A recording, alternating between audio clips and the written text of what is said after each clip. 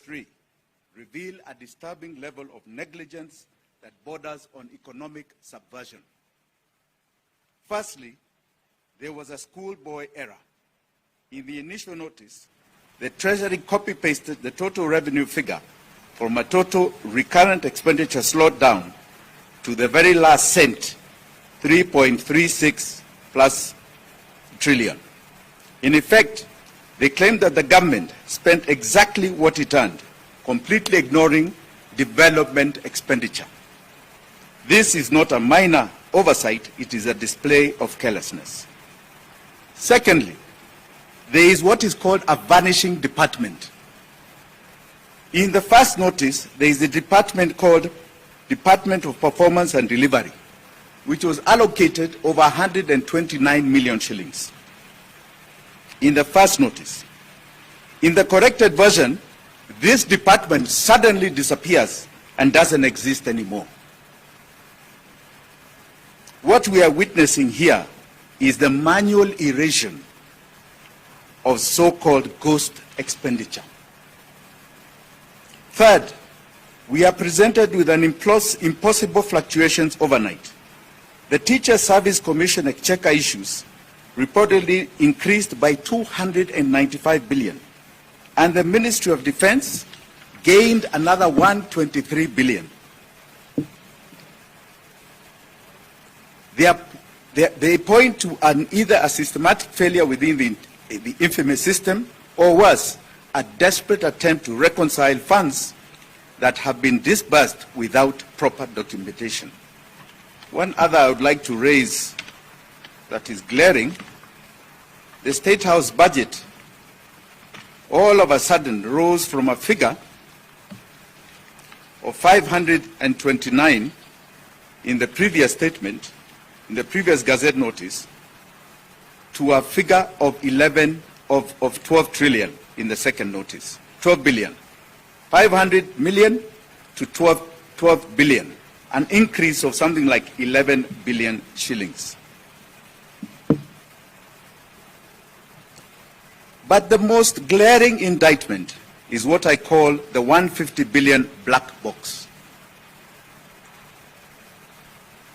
Most concerned in the statements, and it's in both of them, is a revelation that 150.7 billion is sitting in what is called a sovereign bond proceeds account. According to Article 206 of our Constitution, every shilling borrowed in the name of the people must be deposited in the consolidated fund. By keeping this money off the official books in a separate account, the Treasury is bypassing the control of budget, removing her oversight role, is blinding the Auditor General and creating a shadow account, and is evading parliamentary scrutiny by treating public debt as if it was a private slush fund. The government claims it faces a liquidity crisis, while 150 billion sits in some shadow account with no public record of a formal Eurobond issuance this quarter. Where did that money come from? 150 billion shillings. Or is it just a figure to plug some loophole, some loss, some theft somewhere? We demand, as wonderful law-abiding Kenyans, that the National Treasury must operate above the law. We demand the following from the CS John Bandi. Number one, disclose the exact account holding the 150.7 billion, as stated in your Gazette notice.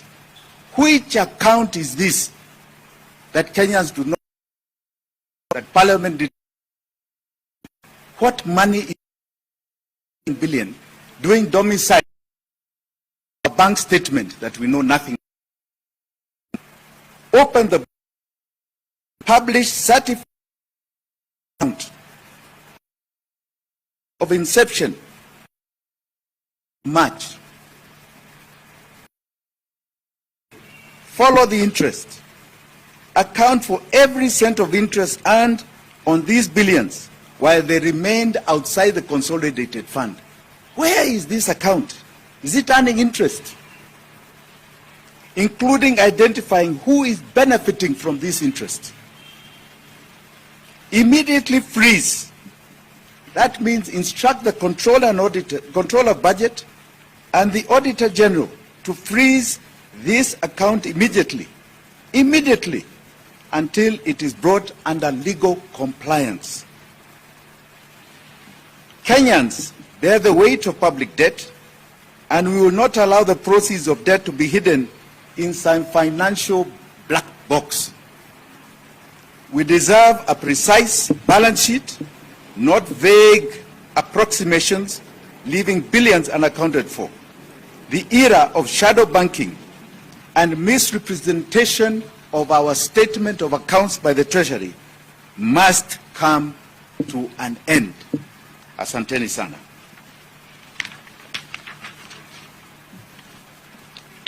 Any questions?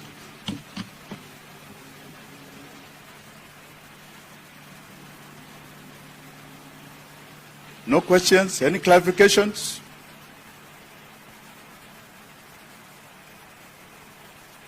You are satisfied? We have just in summary articulated a total misrepresentation of our bank statements. This country is going through what you call malfeasance and lies. Malfeasance and lies. Everybody, it seems, under this regime of William Ruto is just plainly lying. They lie with figures, they lie with speech. They are now lying on our bank statements, and they've been doing it for a while. This time they have been caught. And when they were caught, they tried to correct their mistake. When they tried to correct their mistake, they left something dangling. 150 billion outside our main bank account. That they cannot explain. They call it a